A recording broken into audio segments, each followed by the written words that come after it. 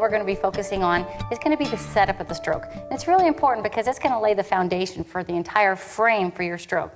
So if you would, for just a moment, imagine that you're going to do a pull-up. What I want you to do is I want you to place your hands up towards the bar where you would get that grip. For most of you, I'm going to imagine that you probably put your hands right here. And let me say that everybody's just going to be slightly different exactly where their power is. But the reason why you probably put your hands right here is this is where you have the most strength, the most balance, and the most power at your disposal. So this is where we're going to start our stroke, from this basic premise. Now also, what I want you to do is imagine that you have a cardboard box that's in front of you about eye level. So you start by putting your hands up right here where you're going to do your pull-up. And then what you do from fingertips to forearm, keep it one unit, and I want you to lightly set your hands on top of that box. Now what we've just achieved right there is what's called early vertical forearm, and that's the catch point of your stroke. You hear this buzzword a lot, but it's often kind of misunderstood. So let's go back over that again. Hands are up like you do a pull-up, set your hands on top of the box. If I was to demonstrate it from here, you extend and pause, the elbow pops up, and then you have that nice early vertical forearm. Now, what's really important about this is where you're going to have your most access to your power.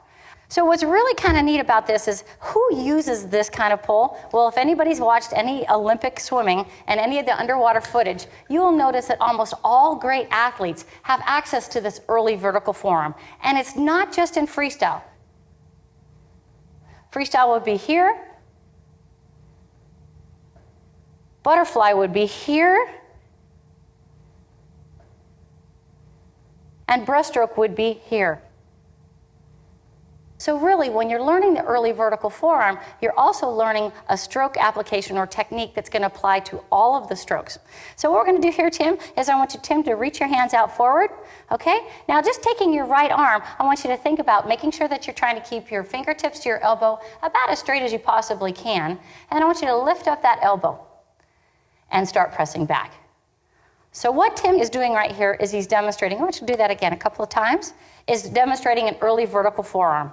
Notice that when Tim is doing this, that he's really trying to keep his elbows really high, near the surface of the water. Now, of course, they won't exactly be that high, but the idea is you're trying to create a very shallow drafted pull, so you're not spreading out your energy too far. So that's excellent. So why don't you do a couple of arms on both sides. All right. So when you're seeing that Tim is doing this, you're seeing his large muscle groups activate as he's getting that elbow into position and power. Now something that most swimmers do, or many swimmers do, is they swim with a dropped elbow. And what that means is instead of having a high elbow catch or early vertical forearm, they're allowing the elbow to drop down. And Tim, why don't you go ahead and demonstrate that?